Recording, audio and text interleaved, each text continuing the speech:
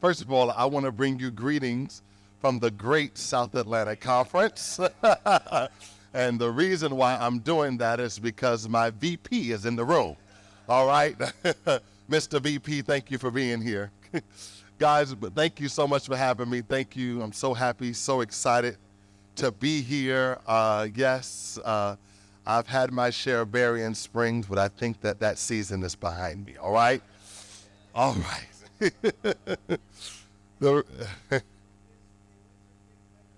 Oh, really? That's what they said when I was there as well. Nevertheless, I wanted to say, guys, thank you so much for having me once again. I wanted to share something with you that totally just changed my ministry. And I just want to get right into it. All right? Is that all right? On Saturday, this Saturday to be exact, I left these people at the which comprised of the Marion Seventh-day Adventist Church and the Lake City Seventh-day Adventist Church in Lake City and Marion, South Carolina. There are 139 people in this picture, all right? Now, I want you to remember this because when I go to the next picture, you'll understand why I'm excited for the 139. Family, when I first got to these two churches, it was during COVID, all right? And many of you know I was pastoring at the West End Church, which is the second largest church in my conference. I was born in the great city of Brooklyn, New York. I am a New Yorker, and so all I know are large churches. Whenever this great conference, remember I said this great conference, Ennis, whenever this great conference decided to send me from West End to the church that they sent me to, I just want you to just kind of get an understanding of what I was working with, okay? How many members, for those who have not heard the presentation, how many members do you think this conference sent me to? Anybody? Okay, 10, okay, that's good. That's 20, I like that, optimism. I like that, okay? Anyone else? 3, okay, that's even better, okay? Got you, 3. Are you ready for this? Guys, there was 0 individuals in the church. Let me tell you how bad it was. It was so bad that the church left the church key in the mailbox. And they told me to let myself in. I'm talking about this is after COVID now, y'all. You know what's happening. There was no one at this church because it was right after COVID. I was dealing with no one. Okay, so you know how that goes. I prayed. I know you all are laughing at me saying, oh, if you think that your situation is worse than mine, just get ready, buckle up. You're going to hear something. All right, so when I got started, there was 0, all right? So I prayed and prayed and prayed, and I said, God, I know you didn't send me here. Do you know what it's like to come on your opening day, on your installation Sabbath, with a brand new suit, brand new shoes, a brand new tie, to stand and preach in front of no one? And so, family, that was my reality. I stand on the pulpit, it was just me, and they had just a little bitty camera in the back, okay? And I had to sit there and I had to preach the best that I could on my installation Sabbath, all right? So I went back and I prayed and I said, Lord, I can't do this. You have to send somebody. I prayed, I knocked on every member's door, and I begged them to come back. You know how many came back? Okay, that was the front of us. You know how many came back? 8. Okay, we getting somewhere, right? Okay, got you. I like that. I like the optimism in the room. All right, listen, all of them were over the age of 65. You know how that go.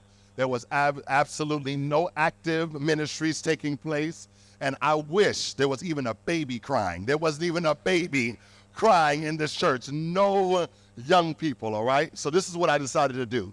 I decided to do what they taught me at Andrews. I decided to do what McLean taught me and what Jesse Wilson taught me at Oakwood. I ran an evangelistic campaign.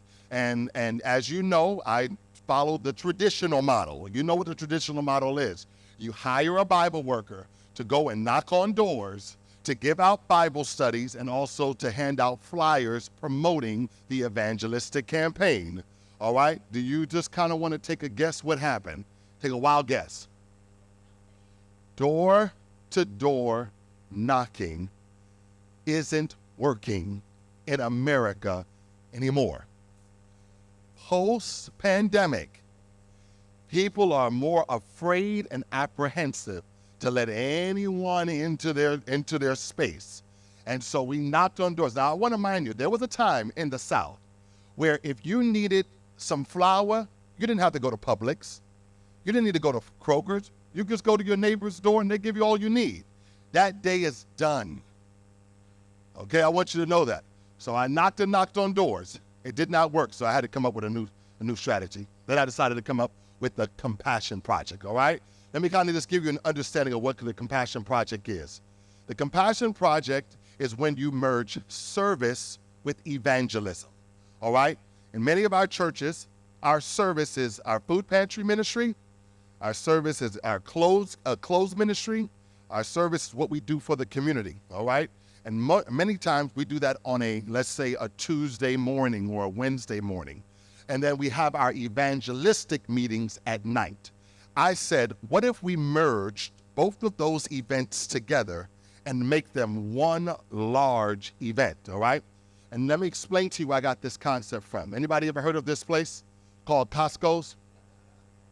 Anybody ever heard of this place? Costco, when I went inside of Costco, they did something, and it totally revolutionized Costco's. Costco's in the 1980s, their sales were declining. And the reason why it was declining was because people were only coming in to get their basic essentials and leaving. They weren't trying some of the new products that were coming out on the floor. And so what they decided to do was they decided to hire these people to actually open these packages, cook them, and give out what you know as, this is what I've noticed. The way that Costco gets people into their doors is giving away something for free. So I said to myself, if Costco's can do it, why don't the church try it out, all right? So this is what I gave away for free every night. I said, listen, I told the community, I said, guys, we're going to have an evangelistic campaign, okay? But I said, we're going to preach the gospel. But I said, if you come and if you stay, not only will you hear the gospel, we will give you something for free. So we gave them the first night 200 backpacks because that was around the time that people were going back to school. Okay, the second night we did a community baby blessing. We told all of the single mothers and mothers to bring their child and we were going to bless them. The third night we did a diaper giveaway. And then the fourth night we paid bills and then we also did a sneaker giveaway. And this was the concept. If you come and hear the word, and notice we're preaching 7-day Adventist belief. If you come and hear the word, we're not only going to bless you spiritually, but we're going to bless you physically or financially, all right? And as a result of just trying this model, just changing things up, this is what happened.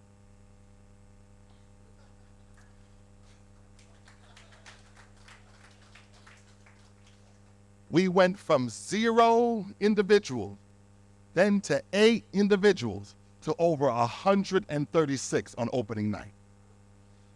Okay?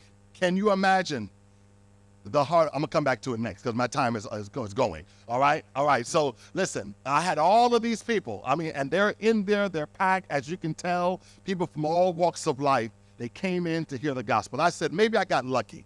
I said, let me try this again. So last year at my Lake City church, I decided to do it again. Same model. Preach the gospel, meet felt needs. This is what happened at Lake City. Okay? Now, I want you to remember this lady right here. This lady right here is the mayor's sister, okay? I got a story for her, okay? But this is what it was. We had 107. It was so packed that, as you can see in the back, there are people literally standing in the back because there were no more seats for people to come in, okay? Talking about meeting people's needs. And by just doing this model, preaching the gospel and meeting people's needs, to the glory of God, 53 people were baptized. Gets better. I did it again last year. I said, Lord, can we top what we did the year before? And by the grace of God, 87 were baptized,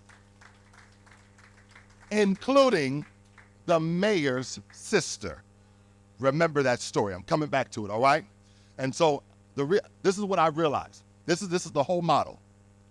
Jesus had a 5-step process. You know it, I know it. The first thing that he did was that he mingled with people. He didn't just mingle with the elders of the church. He didn't just mingle with the pastors at Pastoral Bootcamp. If Jesus was here, y'all, you would find him in strip clubs. If Jesus was here, you would find him at bars, and you would find him having a good time. Because he was so focused on the lost. Here is our mistake. We spend so much time mingling with each other that we have lost our ability to mingle with non-believers. The second thing that he did was he showed compassion. Okay, he didn't care who you were. He didn't care where you were from. He treated everyone the same. The third thing that he did is that he ministered to people's needs. Notice, after following those 3 steps, then he won their confidence and said, come and follow me. The mistake that we're making in modern day evangelism is we're trying to ask people to follow before we mingle. We're saying, come to our evangelistic campaign, but we don't know their name. We're saying, come to our evangelistic campaign. We don't know where they live. We're saying, come to our evangelistic campaign. We don't know what they need. And we wonder why we're not having the success that we once had. My wife says all the time, every time I start sweating, it's distracting. Thank you so much. All right, listen, she always say, where's your rag? If she was here, she would get on me. All right, guys, so here it is. All right, so you see. So we're doing this backwards. So what I did was I said, why don't we follow these steps? And that's what the Compassion Project did. Let me just tell you a quick story, okay? This man right here, name is Dante. He is literally smoking weed in this picture, all right? When I drove up on my church one Sabbath morning, I saw a man literally standing there smoking weed, and I just saw smoke coming from up top. And I said to myself, I drove in, I said, hey, how are you doing? My name is Pastor Hall. Good to see you. I'm so happy that you're here. I said, you know what I mean? Hey, looking forward to you coming inside when everything is done, right? But family, you know how church folks get. The moment I parked my car and I stepped inside of that building, I had about 7 church folks waiting for me in the foyer. And they said, Pastor Hall, what this man is doing is a disgrace to our parking lot. We want you to go out there and tell this man to leave. Family, you know what I did? Not to cause a trouble, not to cause any problem. I went outside, and the first thing that I asked this man when I saw him is I said, what is your name? Okay? I said, where are you from? I said, what brings you to church? I want you to notice the first step was I mingled. Okay, you got it. The second thing that I did after I mingled is I said, hey, what brings you here? He said that my daughter died last week. Watch this. And I was standing in the parking lot because I was hoping that someone would see me and just pray with me, because all I need was just prayer. But all of those highfalutin church folks saw him disgusted with the weed smell of the marijuana, got up, and they went into their church, and they totally ignored him. So I said to him, listen, I'm here, let us pray. What did I do, everybody? I showed compassion. Okay, step number 3, any of you that's ever smoked weed before, you don't have to raise your hand. Okay, you don't have to raise your hand, but any of you that has ever smoked weed before, you know what happens after you get done smoking weed. You get hungry. Okay, I got some weed smokers in here. All right, there we go. All right, there we go. I'm not by myself. All right. Hey, I'm not by myself. Okay, gotcha. Good. All right, good. I see you back there. All right. So because I know that you get hungry, I said, listen, I said to the man, I said, are you hungry? And he said, yes. And I said, why don't you follow me to the fellowship hall, because I got some sandwiches in the refrigerator. And so we went back there. He got a sandwich. What did I do, everybody? I met that's step number 3. When he got done eating, he ate like 5 of our sandwiches. I didn't mind. He was really hungry, but that's okay. And I said to him, listen, when you get done, why don't you come into our fellowship hall, come into our sanctuary and just hear the word preach. Because I had followed all 3 steps, I had won his what? Confidence, and it was easy for him to come on inside. He came inside and sat on the back row, and I wish you could have smelled the sanctuary that morning, because the sanctuary had such a strong stench of marijuana, okay? But nevertheless, you should have seen the faces of my members. They were all smiling and so happy and so excited. All right, got you. Anyway, long story short, okay, got you, okay. All right, little joke, guys. All right, let's have a good time. So anyway, so I'm preaching the gospel, and I'm praying that God will just impress this man. When I get done preaching the gospel, I held an appeal, because that's what they taught me at Andrew. At Oakwood, you always hold an appeal. And you'll never believe who came down and decided to give his life to Christ. The very man that everybody wanted to kick out.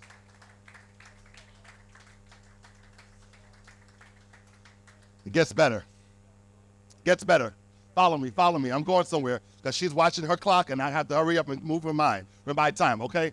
All right, one Sabbath morning, so any of you that's ever pastored a small church, you know this. There is no such thing as a deacon team or a deacon board, okay? Listen, you are the pastor, you are the deacon, you are the elder, you are the janitor. Come on, somebody. You do it all, okay? Because sometimes you got to do everything by yourself. And I remember on this particular day, man, there was communion, and we had no one to pick up the communion. Only one deacon showed up right here, right? And so I stood up and I said, hey, is there anybody who can help us pass out the wine and the bread? You'll never believe who decided to stand up and help us with communion. Watch this, y'all. He didn't have on the right suit. He didn't have on the right tie. He didn't have on the right shoes. He was just a willing vessel. And you see, he's from Florida. He was just a willing vessel, willing to be used by the Almighty God. Let me tell you what happened to this man. 2 weeks ago, right before I left the church, we had a meeting, and we needed a new head deacon. Do you want to take a guess who is the new head deacon at the Lake City Seventh-day Adventist Church? The very man that everybody wanted to kick out. When you follow Christ's method, you will experience more Dantes at our church, all right? All right, got to move on. My time is going, y'all. I want to explain to you the evangelistic strategy of the Compassion Project. Compassion Project seeks to win one group of people, and that is children, okay? Let me explain to you why. In 1984, McDonald's was going through one of the largest revenue decline in McDonald's history, and they decided to hire a man by the name of Bob Bernstein. And they said, Bob, we need you to create a product that is so good that it would bring our consumers back to McDonald's. What Bob discovered in his research is that adults were tired of eating burgers and fries for dinner. They wanted something more substantial. And so Bob came up with a revolutionary idea that totally changed the trajectory of McDonald's. He said, instead of marketing to the adults, why don't we go ahead and market to their children? And so do you know the product that he created that totally revived it? And this is all because of Heather. Thank you so much, Heather, for making this nice slide right here. It was the Happy Meal. And this is what he discovered. And this is what I also discovered now. The new decision makers in our society are children. Are you hearing me, y'all? There was a day when it was our parents that told the child what to do. We now live in a society where it is the child who tells the parent what to do. So as church leaders, we no longer need to focus on marketing to just the masses or families. We need to specifically market to their children. And this is my philosophy. Here it is. Since they are the new decision makers, if we win the child, the child will bring their parents. And if they bring their parents, we'll win the whole family. And if we win the whole family, instead of baptizing 5 to 6, 1 to 2 people at a time, we'll baptize 5 to 6 individuals at a time, because if you win the child, you'll win the whole family. And so I've changed my whole evangelistic strategy to reaching children, okay? Got to move on real quickly, all right? Last slide, we're coming to an end, all right? As I told you before, on opening night, I decided to invite all of the city officials to our evangelistic campaign. Why? Because I wanted the city to know who we are, and I wanted them to know that we exist. One of those people that I invited was the mayor. The mayor is in the red dress, okay?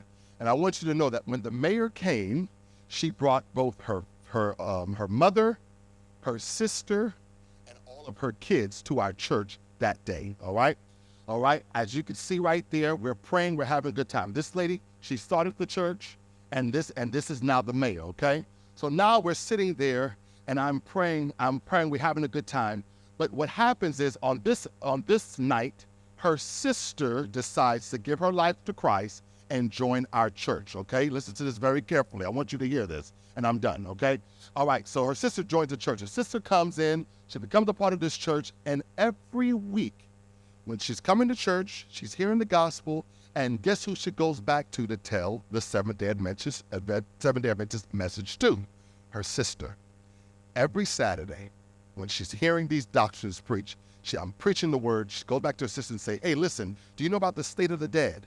Do you know about the second coming? And her sister's like, no, I don't know anything about this. So what happens is, over time, guess what? The mayor calls me and said, Pastor Hall, come to City Hall. We need to have a conversation. I go to City Hall. I'm listening, or I'm talking. She says to me, Pastor Hall, I Googled the Seventh-day Adventist Church online. And it says on Google that you guys are a cult. Okay? But can you please explain to me what the Seventh-day Adventist Church is? Family, that gave me my largest opportunity to minister to the top official in my city. That's why they call me Daniel. Okay. It took a little while. It took a little while for y'all to get it. Okay, gotcha. I was a little nervous. Okay, all right. Now they call me Daniel. So family, so she said, so each week they call me. Each week she called. She said, I want you to come back, and I'm explaining the gospel. I'm explaining to her our message, and she's asking me questions. I'm explaining our message to her. Well, 4 months ago, she calls me. She says, Pastor Hall, guess what? I want to join your church. We won the mayor of the Lake City, South Carolina. What am I saying to you? When you follow Christ's method,